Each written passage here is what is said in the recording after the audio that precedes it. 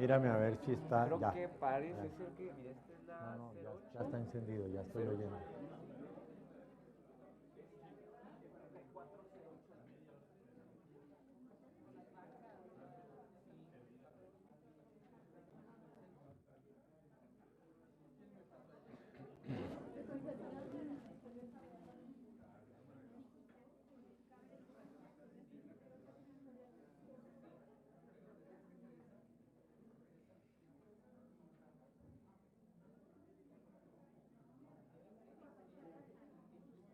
Marina, ¿qué es qué es? Ah, no, está abierto mi micrófono.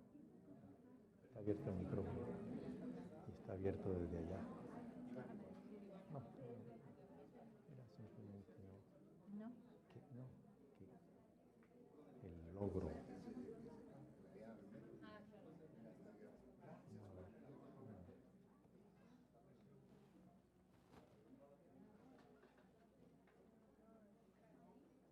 Ya no.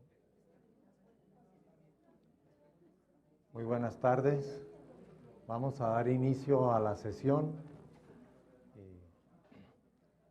Esta reunión anual de la Red Latinoamericana de Tecnología Educativa tiene hoy este segundo panel en la tarde sobre estrategias para consolidar una industria de tecnología para la educación en México. Quiero recordar un poco que estudios que se hicieron sobre el tema están señalando que hay grupos que desarrollan tecnología en muchos sectores de desarrollo de la economía en los países, pero consistentemente en varios países se ha venido encontrando que en el tema de educación hay pocos desarrolladores, empresas, innovadores, emprendedores comprometidos a desarrollar esfuerzos serios de largo plazo, de buen calado, hacia el futuro, y que esa carencia en cierta medida fue la que dio origen a la iniciativa precisamente de la red. Entonces, por un lado, por supuesto, y es parte de lo que se trató en el panel de la mañana, hay que mirar hacia el horizonte y entender para el futuro cuáles son los retos que la tecnología debería ayudar a resolver.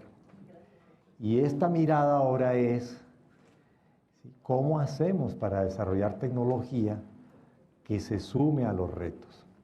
Yo quiero retomar en la intervención del panel de la mañana, la doctora Claudia Urrea nos dijo que justamente uno de los temas críticos para el desarrollo de tecnología es que casi siempre en educación terminamos adoptando tecnologías que no fueron hechas para la educación, que no estaban pensando ni en los maestros, ni en los niños, ni en el aprendizaje, ni en los contenidos, ni en las evaluaciones, sino que se apropian herramientas que fueron diseñadas para propósitos generales y luego se usan en las escuelas. Eso se vuelve aún más grave cuando tenemos que abordar el problema de cosas como desarrollo de software o desarrollo de aplicaciones, porque bien pudiéramos utilizar tecnologías existentes, pero luego cuando se desarrollan contenidos o herramientas y programas, o cuando se desarrollan aplicaciones, tienen que estar muy enfocadas en un entendimiento claro de cuál es su utilidad y cómo van a ser operadas dentro de los ambientes de aprendizaje, sean escolares o no. Y para esta sesión entonces tenemos hoy un panel excelente con representación de muchos sectores y puntos de vista. Tenemos poco tiempo, desafortunadamente tenemos 1 hora y son 6 panelistas, entonces si uno hace la matemática, pues no da. Pero todos ellos son magos y entonces van a poder poner ideas importantes para todos nosotros en tiempo récord. Así que yo quisiera iniciar pidiéndole a nuestro colega Óscar Becerra, que les dije esta mañana hizo un esfuerzo importante para venir a acompañarnos. Le agradecemos de nuevo y que inicie él presentándose y empezamos la ronda de intervenciones. Adelante, Oscar. Muchas gracias, Germán. Bueno, ya les dijeron, soy Oscar Becerra. Estuve a cargo del proyecto Una Laptop por Niño en el Perú, que fue la más grande implementación de la idea OLPC en el mundo y tuvo muchísimas experiencias interesantes. Y podríamos hablar de eso días, en realidad. Pero el tema que nos concentra hoy día, que es las estrategias para consolidar la industria de la tecnología de la información y comunicaciones para educación en México, creo que merece dar un par de ideas como para convocar la reflexión. Y la primera, yo quisiera compartir, porque he escuchado algunos comentarios respecto a la importancia de proteger y de subvencionar y de favorecer a la industria nacional. Y yo quisiera contarles una experiencia. Yo canto muy mal, pésimo, pero, digamos, me encanta cantar. Entonces yo podría, por algún medio, tratar de consolidar mi rol como cantante, obligando a que todos en mi familia y de repente hasta en mi vecindario no escuchen otra música que no sea la que yo canto. Con lo cual estaría muy feliz y habría consolidado mi rol como cantante, pero mis pobres vecinos y parientes estarían condenados a escuchar a alguien que alguna vez una persona que me escuchó se preguntó quién es ese cretino. No creo que sea una buena idea, ¿cierto? Creo que tenemos que buscar las cosas que nos hacen mejores y en las que podemos competir con clase mundial, no con clase mexicana o peruana o colombiana o chilena o la que sea. Si no podemos hacer algo que pueda competir con clase mundial, mejor no lo hagamos, porque alguien lo debe estar haciendo bien, usemos eso. Dicho esto, ¿cómo se promueve? El problema del emprendedurismo es que el emprendedor es alguien que normalmente y con toda razón quiere que le vaya bien, quiere hacer dinero. Y tristemente, la mayoría de los usuarios de TIC para educación quieren cosas gratis, por lo importante que es la educación. Entonces, ¿cómo podemos ayudar a una industria cuando es mucho más fácil hacer un software para manejar ferreterías y hacerse rico que hacer un software para que los niños aprendan y que todo el mundo espere tenerlo gratis? Creo que en esas dos ideas, y no quisiera decir más para escuchar a nuestros panelistas, deberíamos meditar cuando pensamos qué se podría hacer para consolidar realmente una industria de TIC en educación, no solo en México, sino en cualquier país. Estoy totalmente de acuerdo con Oscar. Vivo en Montreal, Canadá, y mi empresa es en Montreal, Canadá. Pero Canadá es un país con una población muy pequeña. Entonces, cuando pensamos en un producto, un programa educativo, pensamos todavía al exterior de Canadá. Claro que Estados Unidos es número uno, pues, porque es un país grande con muchos recursos financieros.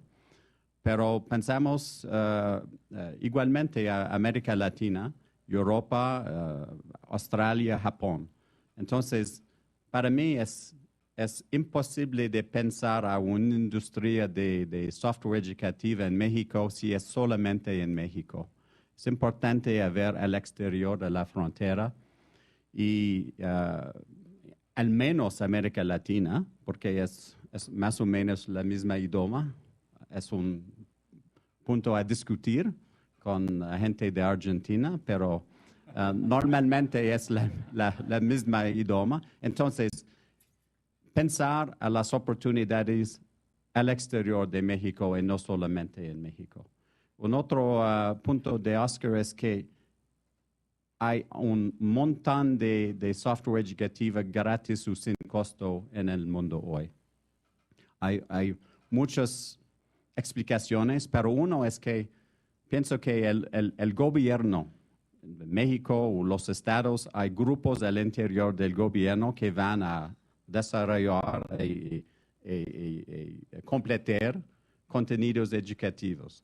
Es un poco difícil por las empresas privadas a obtener una competición obtener competitividad. Si el gobierno o departamentos al interior de la gobierno van a salir contenidos educativos sin costo. Entonces es importante, si el gobierno nacional o estatal quiere una industria, es importante que haya una posibilidad por las empresas privadas a vender software educativas. Porque si no hay dinero, las escuelas, los CEPs van a buscar contenidos del gobierno. Entonces, pensar al exterior de México, determinar si el rol del gobierno es la creación de contenidos educativos o es el rol de las empresas privadas. Gracias. Okay, gracias, Michael. ¿Empiezo yo? Hola, soy Elisa de Caldera. Ya vieron a Ivonne en la mañana, que es de la misma empresa, los que estuvieron. Yo ya voy a hablar como desde la cuota de género, de tamaño y de experiencia, la nano mini pyme. y creo que ya dijeron dos cosas muy, muy importantes, pero a mí se reflejan en mi día a día. No hay una industria en donde puedas generar un modelo de negocio en México que te permita sobrevivir. Entonces, si sobre todo hay 10% de la población estudiantil yendo a escuelas privadas, ahí ya la competencia es durísima, vender ahí pues está un poco cooptado y tienen muchos recursos internacionales gratis, pero en la pública pues no existe una forma en que te compren estos desarrollos que estás haciendo. Entonces, cuando hablamos de internacionalización, creo que es muy difícil pensar que si estoy tratando de desarrollar un software innovador y no lo puedo implementar aquí porque no tengo manera de probarlo, no tengo manera de ver si funciona, que luego yo quiera intentar ver si funciona en el resto del mundo y que eso tenga un verdadero impacto. Nosotros como desarrolladores tenemos en el cajón los que pensamos que son súper innovadores, nuestros productos así increíbles que pensamos que son para un mundo Europa, Estados Unidos, y los productos que hacemos para aquí que son contra contenidos, contra necesidades del mercado real, contra eso. Y creo que esa dicotomía nos vuelve estrábicos, porque entonces internacionalizar, ¿qué quiere decir? Internacionalizar para Estados Unidos y Europa, que son un mercado, o internacionalizar para gente que tiene nuestros contextos que son un poquito más difíciles. Y esos contextos difíciles son baja conectividad, ya lo que todos aquí sabemos, porque aquí todos estamos más o menos en el mismo barco, pero ese contexto difícil nos hace competitivos con el mundo exterior. Es decir, si nosotros hacemos software guerrilla, que corra con baja conectividad, que corra en cualquier plataforma que te vayan cambiando, Windows, Android, no sé qué, que corra con docentes que nunca han aprendido una computadora, que corra, si logramos exportar esas experiencias, quizá ahí podemos internacionalizarnos con cosas como software guerrilla, le llamaría. Buenas tardes, Iván Licón de Chihuahua. Voy a mencionar, para no repetirla ya lo que se ha dicho en esta mesa, algunos aspectos en los que veo que es necesario aterrizar. Si nosotros nos preguntamos cómo podríamos alcanzar un liderazgo internacional como productores de tecnologías para la educación, aquí debemos de presentar dos escenarios. El escenario estándar, que sería una política educativa general, y el otro, el desarrollo particular y privado que se haga en base a la investigación. Ambos llevan el proceso de investigación, pero el primero sería definir cuál es el rumbo de la tecnología educativa en nuestro país. En base a eso, construir aquello que propicie el desarrollo. Por otro lado, ese primero no significa que quede encajonado sobre algún sistema operativo o sea, alguna plataforma en lo específico. La apertura debe existir y debe dar, nada más que al haber esa unificación, por llamarlo de alguna manera, no propiciaría lo malo que se ha caído en aquellos debates. Yo recuerdo cuando en un momento que se debatía si nos íbamos a trabajar con los niños programación o preprogramación. Y era un pleitazo. El problema no era la discusión, el problema es que no pasó de ahí. No se toman las bondades de uno y otro. Al manejarse de manera general, ¿cuál sería esa política educativa en lo que a tecnología educativa se refiere en nuestro país? Ya se encauzaría para poder vertebrar los diferentes niveles educativos, esto es, desde educación inicial hasta educación superior. O sea, que existe una vertebración en lo que corresponde a tecnología educativa, porque sí existe en cuanto a contenidos de otras asignaturas, pero en tecnología educativa no, de tal manera que hay muy buen desarrollo de software para preescolar, pero ese niñito entra a primaria y se rompe ahí. Y así lo podemos seguir con los siguientes niveles. Y lo más grave, ahora de arriba hacia abajo, nivel superior, se queja del producto humano que recibe de media superior. Porque en teoría, o sea, así está escrito, que el perfil de egreso de un nivel va acorde al perfil de ingreso del siguiente nivel. Pero la realidad es distinta. Eso sería uno. Por otro lado, el fomentar el trabajo de investigación, la experimentación, es necesario para que exista esa apertura y ya de manera privada, o sea, ahí ya no institucional, sea gobiernos o asociaciones, sino de manera particular, exista esa iniciativa y ese desarrollo que sí la hay en nuestro país. Pero nomás pregúntenle a Efraín cómo sufre. Eso significa de que falta estimular, falta fomentar ese tipo de iniciativas. Si se aborda lo primero, daría la apertura a lo segundo y no se presentaría lo que se presenta actualmente, chocan. Daría la apertura en el sentido de que aquellos que por iniciativa propia son desarrolladores o diseñadores tendrían la facilidad de irse al campo, a la escuela, con el docente, con el padre de familia, en fin, con los diferentes actores sociales, para poder desarrollar aquella tecnología que sea pertinente de acuerdo a las necesidades regionales y nacionales. Pero ya se tendría una meta. ¿Qué es lo que estamos requiriendo en nuestro país? Como es una competitividad internacional, tenemos que satisfacer las necesidades nacionales y que éstas sean al nivel del extranjero. No es sencillo, obviamente, pero debemos de empezar no pensando en que se requieren una majadería de millones para poderlo implementar. Hay muy buenas iniciativas en nuestro país. Hay muy buenos intereses sociales y humanos que están desarrollando donde no se requiere dinero. En muchos de los casos nada más se requiere dejarlos hacer. Por lo tanto, de ahí podemos empezar para poderlos encuadrar, pero vuelvo al principio. Si está definida qué es el tipo de mexicano con habilidades pertinentes de tecnología educativa se está buscando. La verdad es que no está definido. Hay definiciones generales de cada uno de los niveles educativos, pero en lo que tecnología educativa se refiere, no existe. Muchas gracias, Iván. Ahora, buenas tardes. Mi nombre es Guillermo Hernández, soy CEO de la empresa Live Group. Y bueno, coincido con los panelistas. Voy a comentar un poquito a mi experiencia de lo que he vivido en la cuestión educativa tecnológica. Nosotros actualmente tenemos un caso de éxito en lo que es en el Acuario de Veracruz.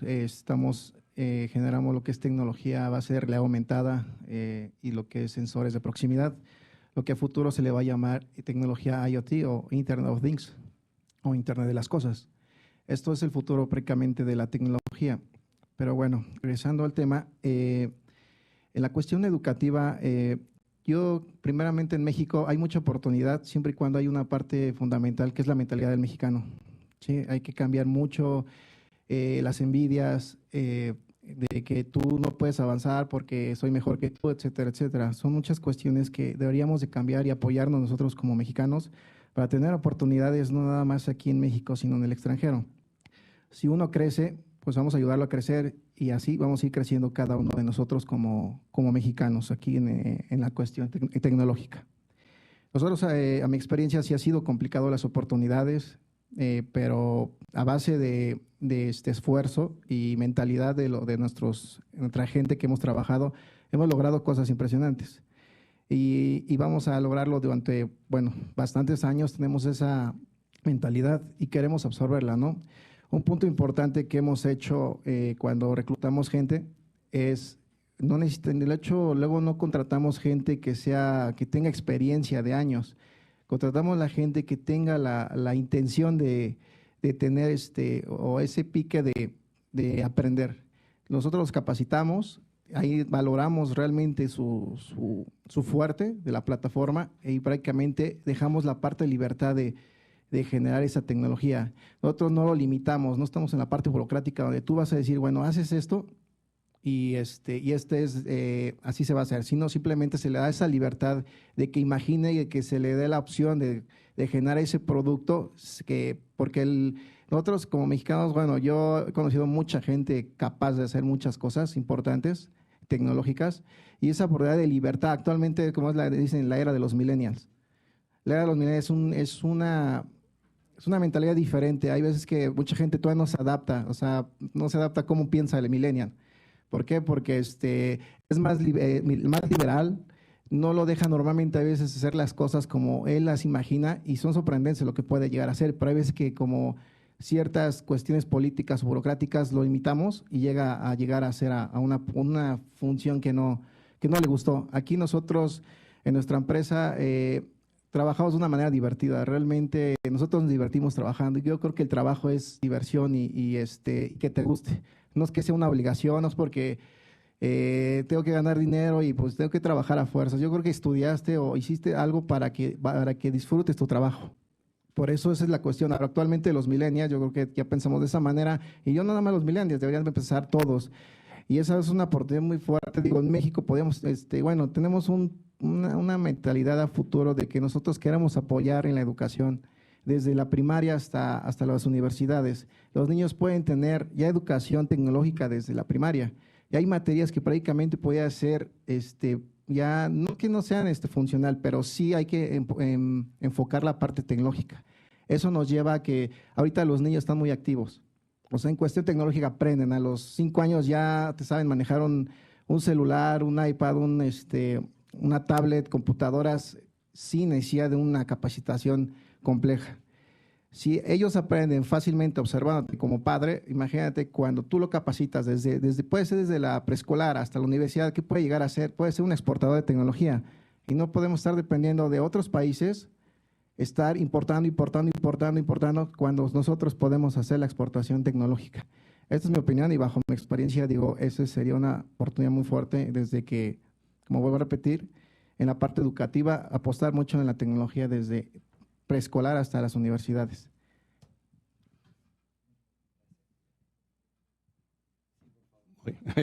Muy bien, gracias. Mi nombre es Alejandro Pedrosa Meléndez. En mi vida ha sido muy triste. No, ha sido muy enriquecedora.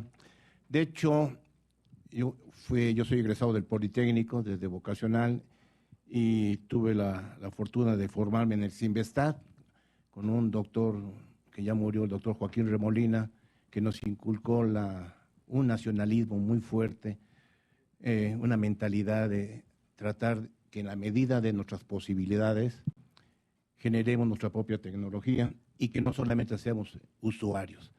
En estos paneles, no, hay veces que me da la impresión como que la gente confunde el ser usuario con el ser generadores de tecnología, creadores de tecnología. Tuve la oportunidad de que me invitaran a Puebla y fundé el primer laboratorio de Latinoamérica, que es un laboratorio de semiconductores que el doctor Enrique Calderón lo conoció ya hace 30 años. Fue el primer laboratorio, cuando digo de Latinoamérica, me refiero que cuando lo fundé tenía 24 años de edad y la idea era el de diseñar, desarrollar y construir microcircuitos, no estar dependiendo de los microcircuitos. que es la base fundamental de la electrónica. Cuando vemos, ahorita que decía el maestro, que los niños ya saben usar estas cosas, pero pregúntenle a un niño o a su padre o a su maestro qué tienen adentro, no saben qué tienen adentro. Esporádicamente dicen, pues cuando más le atinan, tiene un chip por ahí, y hasta ahí no llega más su cultura tecnológica. Mi mentalidad muy radical fue de primero diseñamos y construimos los instrumentos para construir los chips. El doctor Calderón tuvo oportunidad de conocerlos. Fue una revolución porque ¿cuál es la lógica?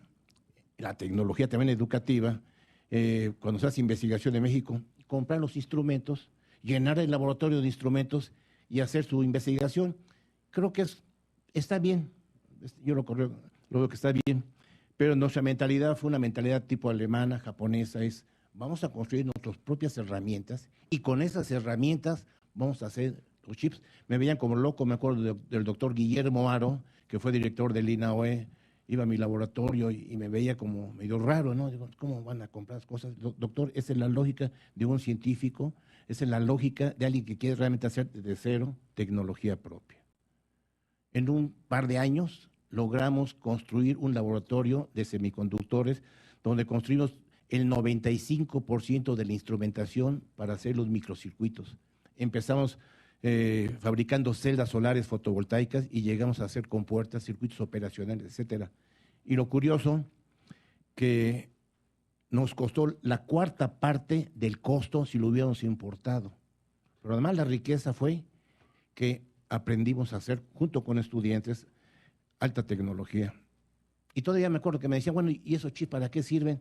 Tuve que fundar un departamento de bioelectrónica con médicos para darles una aplicación inmediata, como fueron marcapasos cardíacos, hicimos marcapasos con sus propios microcircuitos, hicimos manos biónicas, hicimos laringes electrónicas, estimuladores óseos para el crecimiento de callo óseo, en fin, fue una gran cantidad y todavía me fui para atrás, tecnológicamente hablando.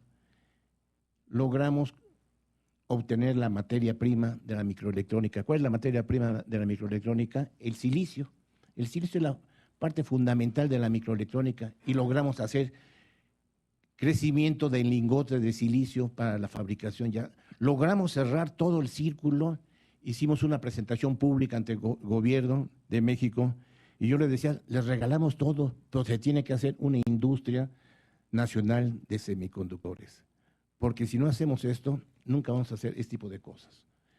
A mí me da terror cuando escucho la palabra tecnología educativa y que confundamos el ser usuarios, que uno puede irse a África Central y también son usuarios, y pueden ser buenos usuarios, y hasta te manejan un carro a control remoto. Mira, yo manejo un carro a control remoto con este celular, y mira, soy muy bueno, sí, pero esto no es mío, esto no es mío.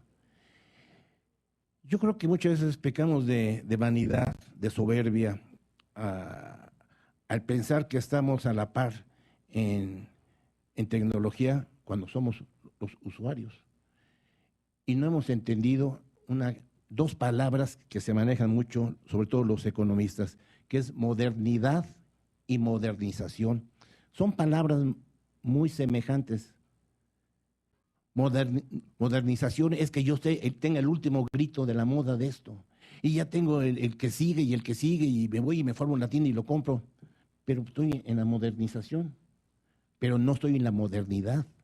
A lo mejor yo puedo tener una computadorcita que nomás me haga las 4 operaciones elementales con sumas, resta, multiplicación y división, pero hecha por mí. Ahí estoy yo en la modernidad, porque lo estoy haciendo.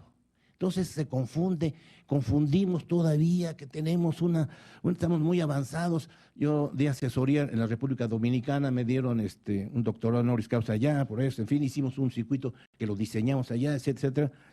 Y me decían, aquí estamos muy avanzados porque tenemos telecomunicaciones. Digo, ¿y qué son de ustedes? Pues a la ITT y quién sabe qué. Yo, no, pero esas no son de ustedes, ¿no?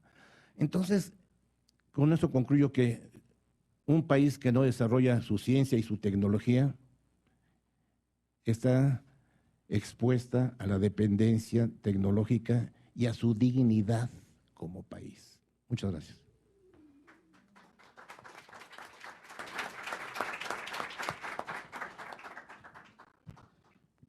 Antes de entrar a la segunda pregunta, quisiera resaltar algunas de las ideas que se han planteado. El tema de cómo desarrollar tecnología para nuestra realidad.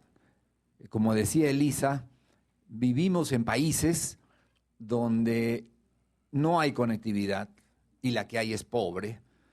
Vivimos en países donde los maestros no son respetados ni considerados por la sociedad, y muchas veces eso ha llevado a que ni siquiera merezcan el respeto, porque la calidad que tenemos de maestros en promedio, en general, no es la que quisiéramos. ¿Cómo hacemos para que la tecnología nos ayude a mejorar la educación en esa realidad? Porque claro, es fácil decir, en Finlandia la carrera de educación es una de las más respetadas. Para ser maestro de escuela hay que estar en el tercio superior de una profesión antes de empezar a estudiar la carrera de educación, que solo es posgrado. Y son poquitos, y son homogéneos. Nosotros no tenemos nada de eso. Tenemos que ser capaces de usar las tecnologías para mejorar la calidad de la educación que tenemos, no la que tienen los finlandeses. Y cuando logremos hacer eso, por supuesto que va a funcionar a nivel mundial, pero eso nos va a dar el liderazgo, ¿no? Y creo que tenía mucha razón cuando decía Elisa, tenemos que desarrollar tecnologías que mejoren la calidad de la educación que tenemos, ¿no? El tema de que la investigación es la base. Muchas veces queremos irnos a fomentar, promover, consolidar la industria de la tecnología de la información en educación sin haber hecho lo que nos decía Iván, la investigación que nos dice cómo habría que hacer eso. Por eso es que nuestros productos no resultan competitivos, porque les falta la investigación base. Con Michael hemos coincidido mucho y no quiero ser repetitivo. El ejemplo de Guillermo creo que tristemente se aplica a todos los países de América Latina. O sea, la mentalidad del, y podemos poner mexicano, peruano, colombiano, en que basta que lo hayamos hecho nosotros para que ya no nos parezca tan bueno, ¿no? Y entonces nos arruinamos solos. Las pocas posibilidades que tenemos en un mundo tan competitivo como el actual, las echamos a perder porque cuando alguno de nosotros está haciéndolo bien, los otros lo están jalando hacia atrás, que es la experiencia que yo he vivido y que, como señalaba Guillermo, debe haberla vivido él también. Y finalmente tenemos el tema de cómo generar tecnología, que señalaba Alejandro, y que lo que tendríamos que preguntarnos es si logró hacer, con el esfuerzo que le debe haber costado, un laboratorio en el que se generó tecnología propia. ¿Qué ha hecho falta en el ecosistema para que esa tecnología hoy día sea de clase mundial? Porque por más orgullosos que nos sintamos de lo que hemos hecho, si no podemos competir en la sociedad actual, si lo que hacemos solo nos sirve a nosotros, estamos en problemas. Porque el día que yo necesite un dispositivo para salvar mi vida, no me va a importar si lo han hecho en el Perú. Lo que me va a importar es que me salve la vida.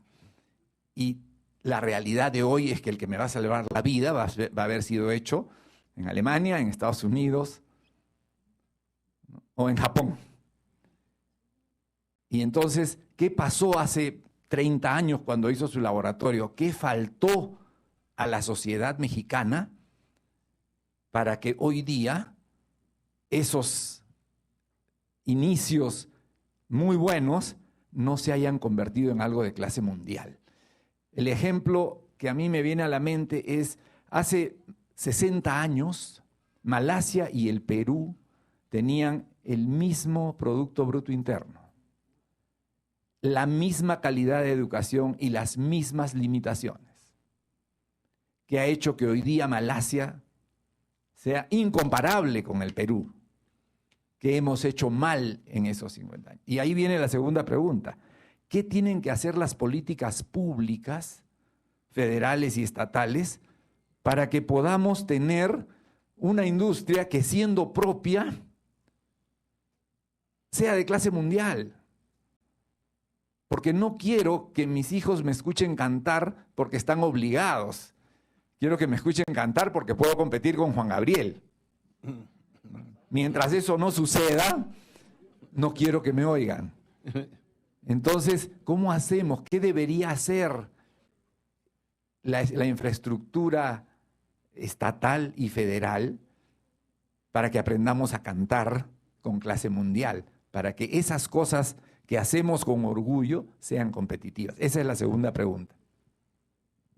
Bueno, no sé si voy a repetir un poco de mis palabras, pero sí el objetivo del gobierno nacional es que hay una industria de software educativa. Sí es la pregunta, porque como canadiense yo puedo tomar una opinión, pero es ustedes que van a decidir. Sí, el deseo es que haya una industria.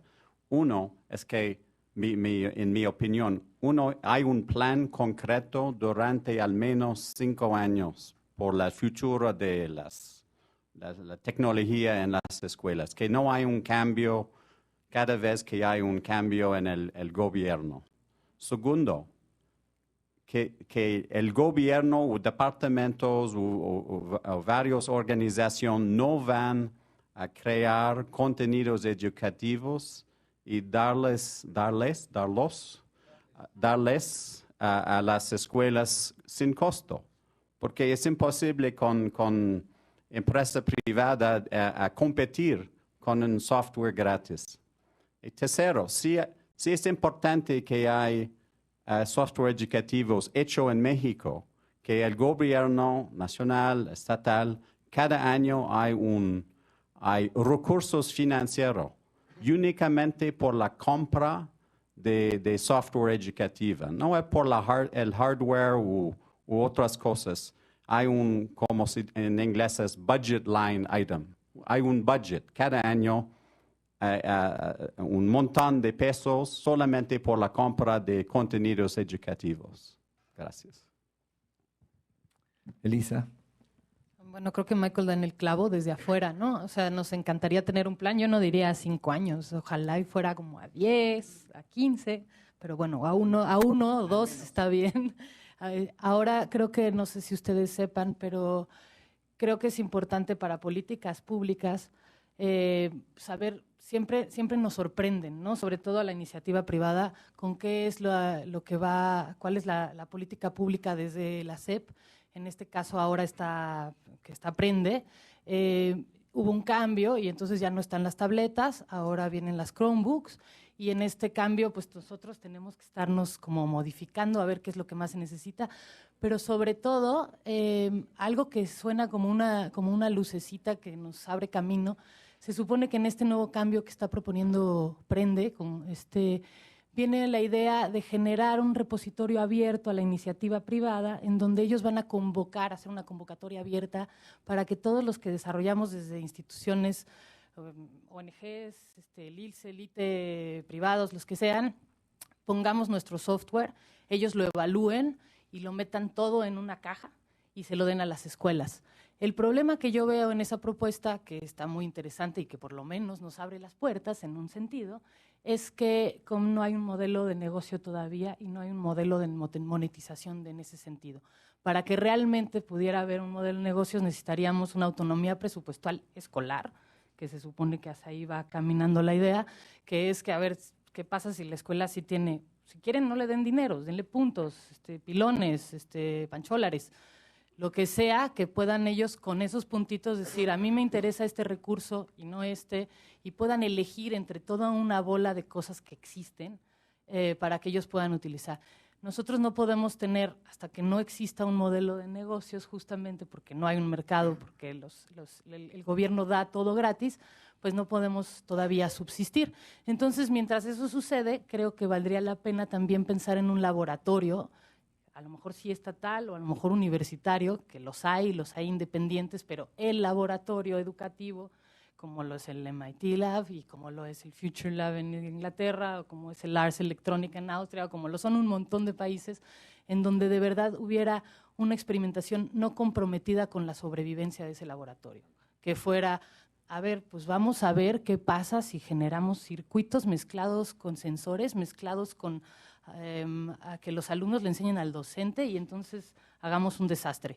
Y que no esté comprometido con nada. Si muchos de los actores aquí podrían participar de eso, pero bueno, eso todavía no existe.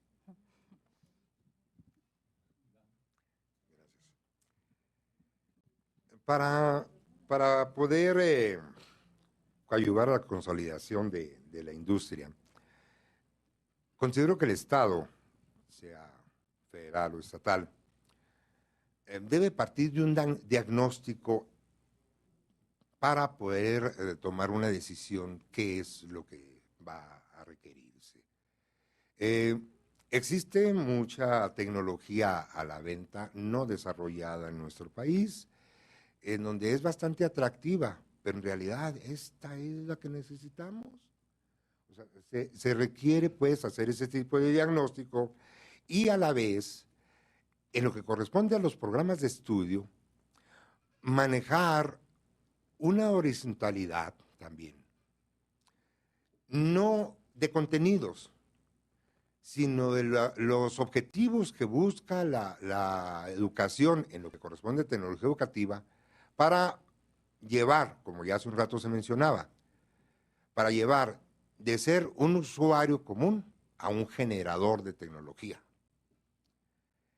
Que si bien es cierto, nos vamos nosotros a tecnologías muy elementales, pero no se trata de tener como objetivos el hacer aquel dispositivo que haga más maromas, no, sino que desarrolle más habilidades en el estudiante para que él pueda transferir tanto conocimientos y pueda generar algo nuevo para satisfacer las necesidades laborales y pueda entonces sí, tener ser demandado como dentro de laboral e industrial.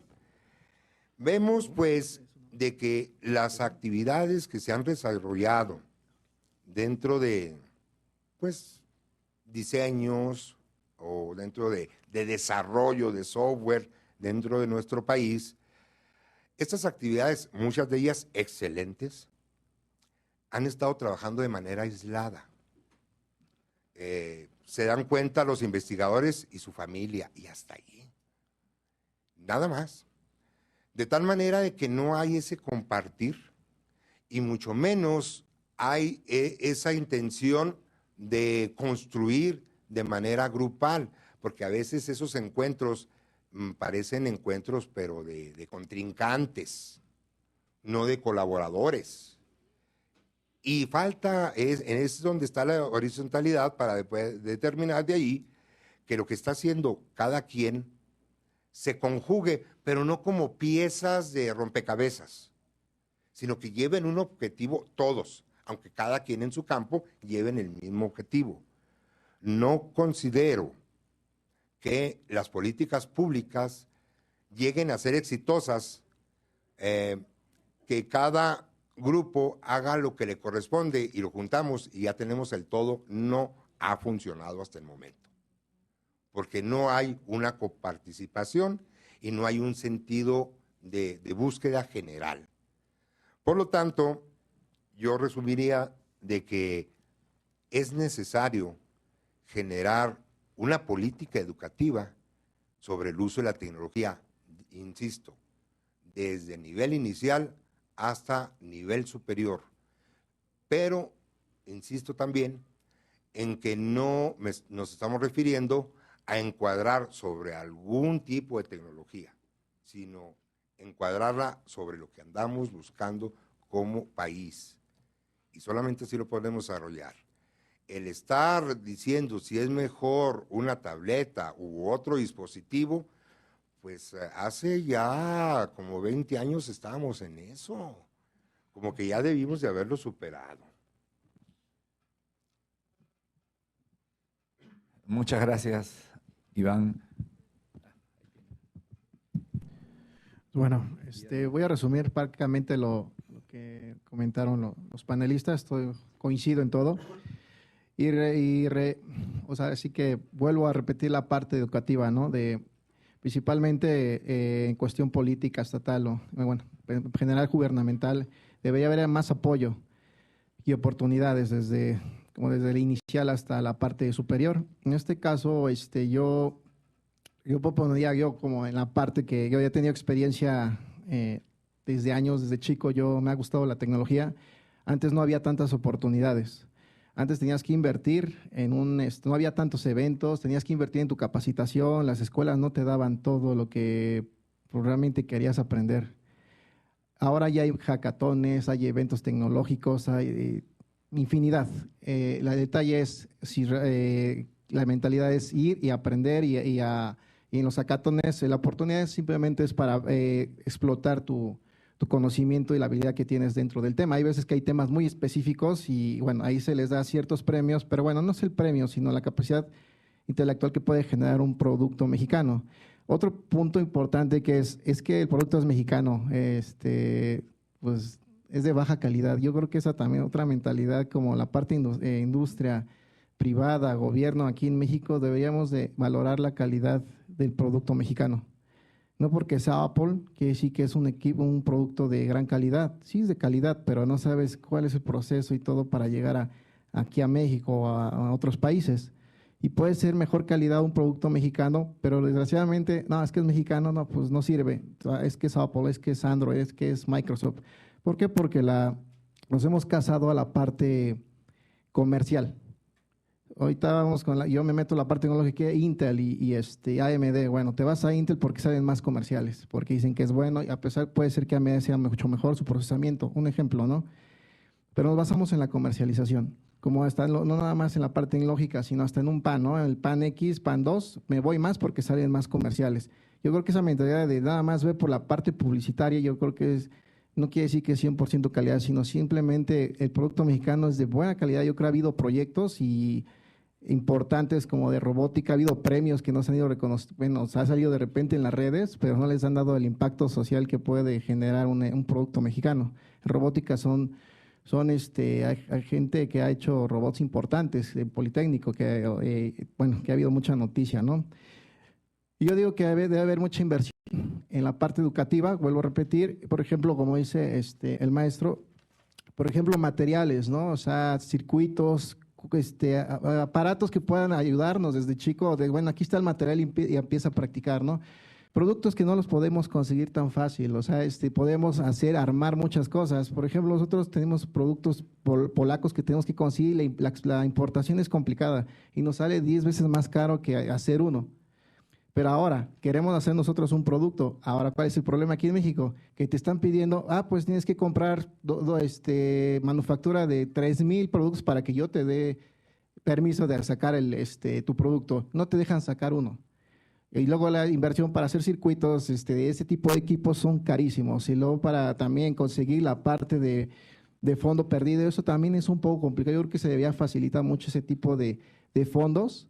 Y yo creo que debería haber una capacitación, una forma más fácil de saber cómo se está consiguiendo ese tipo de fondos, porque toda mucha gente lo desconocen, si realmente llegan, si no llegan, desconocemos.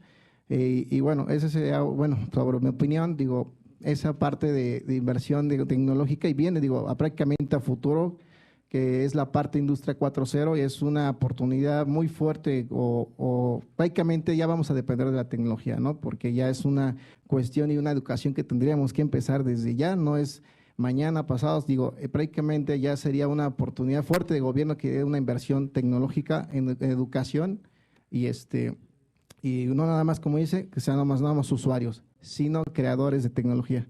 Bueno, esa es mi opinión. Gracias. Alejandro, por favor. Sí, muchas gracias.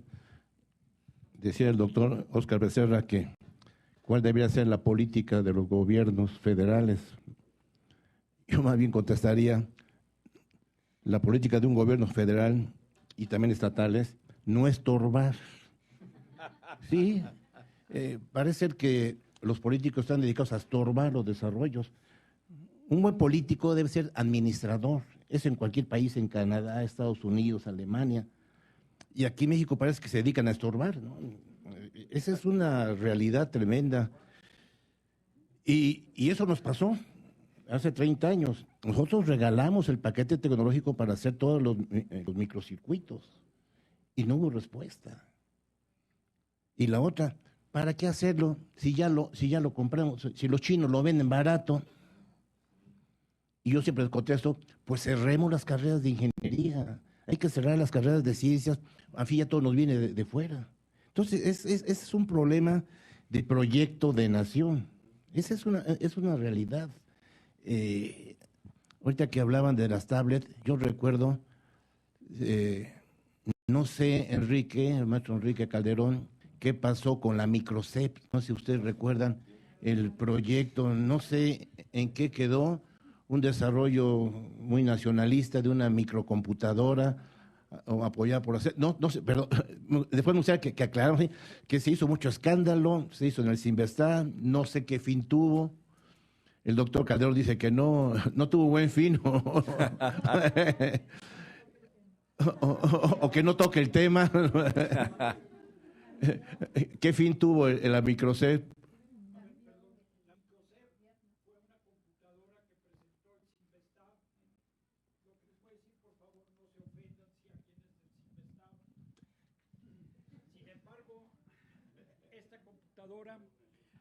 En realidad la iba a hacer Adolfo Guzmán Arenas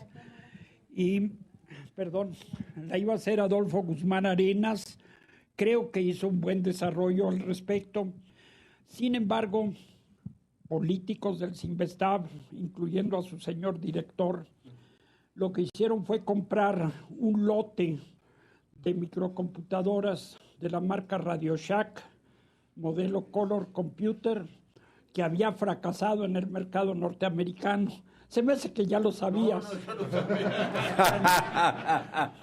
Esta computadora había fracasado en Estados Unidos ante la Apple y las Commodore Computers y otras marcas más. Y entonces lo que sucedió es que las compra el Cinvestav, les cambian el carcas, digamos, la carrocería, y le ponen una carrocería que decía Microcep. Es una vergüenza que un proyecto nacional que iba a tener esa importancia, aunque desde el punto de vista educativo, les decía en la mañana que el modelo era poner una computadora en cada escuela y eso era suficiente para que se modernizara la educación. Ese es el origen de la tecnología educativa en nuestro país y es una vergüenza para México. Bueno, muchas gracias. Creo que experiencias parecidas han deambulado por varios de nuestros países y creo que esto nos plantea tal vez una de las ideas centrales en las que hacia las que deberíamos orientar nuestro pensamiento. Tenemos que decidir si queremos mejorar la calidad de la educación o queremos fabricar aparatos, porque son dos cosas distintas. Si los aparatos existen, busquemos qué falta. Hace 45 años, el sistema educativo mexicano era, estoy seguro, muchísimo mejor que el coreano del sur. ¿Por qué hoy día el sistema educativo coreano del sur es de los mejores del mundo y México, como el Perú, como todos los países de América Latina, estamos al fondo de la tabla? Tal vez el futuro para nuestra industria está en hacer lo que hicieron los países del Lejano Oriente. Vamos a hacer algo mal, pero que todo el mundo necesite. Los taiwaneses lo único que sabían hacer era palos de escoba. Pero yo todavía recuerdo cuando tenía 4 o 5 años, en la bodega de la esquina de mi casa, las escobas eran chinas, de Taiwán. Porque todo el mundo compraba los palos de escoba chinos porque eran los más baratos del mundo. Y con lo que ganaban en esos palos de escoba, empezaron a hacer las escobas completas. Y después han terminado haciendo barcos y aviones. Tristemente, lo que nos pasa en América Latina es, queremos empezar haciendo barcos y aviones, porque no queremos hacer el esfuerzo y el sacrificio de hacer los palos de escoba y de ser pobres mientras tengamos que vivir de vender palos de escoba. Tenemos en nuestros países hoy día la oportunidad de desarrollar una industria para la base de la pirámide, porque hay miles de millones de niños que no tienen educación hoy día y cuya educación podría mejorar con el software como el que nos ha descrito Elisa, el software hecho para realidades pobres, para maestros inútiles y para pobre ancho de banda. Porque si podemos hacer algo que mejore la calidad de la educación, aunque sea un poquito, no para competir con Finlandia y Corea hoy día, pero si nos ponemos en ese camino, entonces vamos a hacer lo que hicieron los coreanos y en 45 años tendremos la mejor educación del mundo, pero la queremos mañana. Y queremos hacer la fábrica de Quanta donde se fabrica la XO, puede hacer 5 millones de laptops en un mes. Y ahí fabrican las Macs, las tablets, todas las, y esas como las Microcep, que uno puede ir a la fábrica de Quanta y ordenar 100,000 computadoras y ponerles el nombre que quiera. No podemos competir con eso porque además los márgenes son mínimos. Tenemos que buscar qué podemos hacer y creo que si nos concentramos en que lo que necesitamos hacer para nuestros países es mejorar la calidad de la educación y no hacer aparatos que compitan con otros que ya los están haciendo, entonces vamos a ser competitivos y entonces en la siguiente vuelta de la historia vamos a estar adelante. Y si no, vamos a estar condenados a repetir la historia que todos nosotros hemos visto. Bueno, esas son las ideas con las que quería cerrar y no sé si están un poco en línea o en contracorriente de lo que se ha dicho. Algunos dicen que soy una persona fácil de odiar y espero que no haya pasado esta vez lo mismo. Muchas gracias. Pues, amigos, muchas gracias. Esto es alimento para la mente y ahora viene el proceso para digerir todo esto. Muchas gracias a todos los panelistas y yo quisiera invitar a Marina a que nos dé señales para los siguientes movimientos. No va a haber oportunidad para preguntas en esta ocasión, nos hemos pasado bastante del tiempo. Era un riesgo que yo sabía que iba a ocurrir con 6 panelistas, pero en síntesis, creo que cada uno de ustedes ha oído una riqueza en el espectro de las presentaciones de mucho valor y entonces ahora viene la oportunidad de procesar. Adelante, Marina. Pues no hay mucho que explicar porque ya aprendimos la mecánica, ¿verdad? Entonces, las mesas de trabajo siguen escarbando las estrategias. Se quedan aquí aquellos que quieran trabajar el tema de estrategias para internacionalización y política pública, donde va a moderar la maestra Salma Jalife, que por acá anda, y también la acompaña Eric Huesca, que ya vi que llegó, ya respiré. Aquí en este recinto se queda la Mesa de Internacionalización y Política Pública. Enfrente, en el EduLab, que ustedes ya conocen, quien creo que sí no llegó, la UNAM por alguna razón no llegó, entonces Politécnico entra al quite. Y entonces se van con el doctor Olivares, ¿dónde está el doctor Jesús Olivares, que va a moderar la mesa acá enfrente? Y la doctora Elena estará, estará haciendo la relatoría, Elena Ruiz, de Politécnico, ambos del grupo de cómputo educativo. Finalmente, allá arriba, en el tema de apropiación, la mesa es producción, discúlpenme, sí, la mesa es de producción. Ya saben que nos fuimos al laboratorio los productores. Ajá, perdón. Y apropiación, allá arriba nuevamente, pero ahora lo lidera de Educreativos el maestro Roberto Oseguera y lo acompaña la doctora Carmen Rey de Cuba. ¿Dónde está la doctora Carmen? Ah, muy bien, allí estamos. Entonces, ahí ya saben, tienen que llenar su papelito con el nombre de la mesa Yo creo que ya todo el mundo entregó su carta de derechos de imagen y pues nada más le encargo a los relatores sus síntesis, sus conclusiones. Las mesas van a trabajar hasta las 6:30. Tenemos que agotar las preguntas hasta ese momento para prepararnos para la presentación de Japón. Bueno, pues muchas gracias nuevamente a los panelistas. Hay un... Sí, adelante, doctor.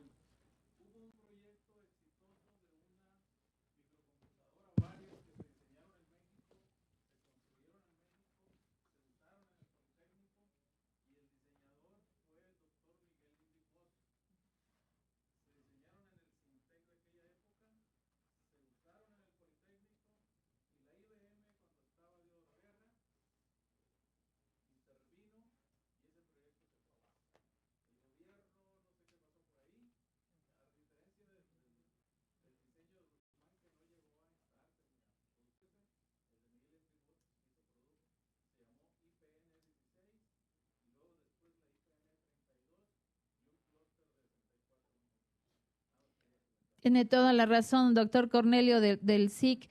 Yo recuerdo eso perfectamente porque era estudiante de la UPIXA y se armaban en UPIXA cuando no estaba el edificio, ahí se armaban las IPN 16. Pues gracias por el comentario. Pues vámonos al trabajo.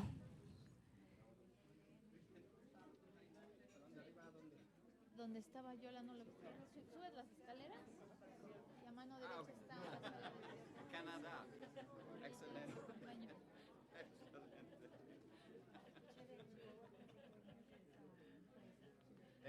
Tengo otro imagen. Es un poco diferente.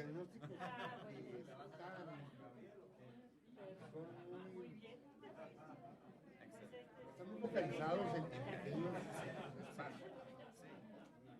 Futuro Primer Ministro. Y luego, Claro. ¿por qué no? A mí a lo mejor me viene de la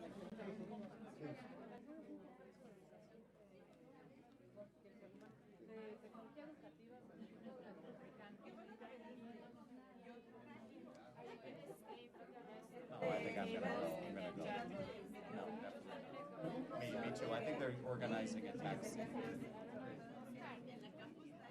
¿Usted quiere que abra el resto de las presentaciones o para los de... Okay, los tres. Okay, vamos.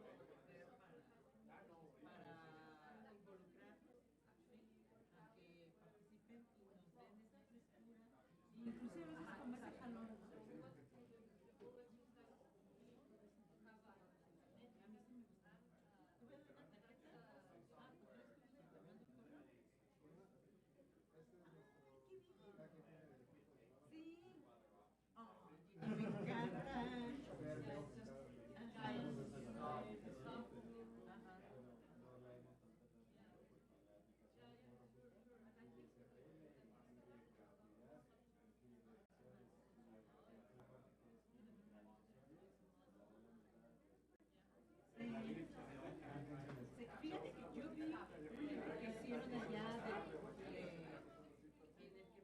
lo único que hicieron de realidad aumentada era como las fotografías, ¿verdad? Entonces ya ahí lo veías, que fue algo que se hizo allí. Creo que fue con concejal o con quien me reí. Entonces deja de hacer una cosita. Y bueno, o sea, lo que estamos haciendo ahorita es como se seccionó en mesas, se hacen preguntas y lo que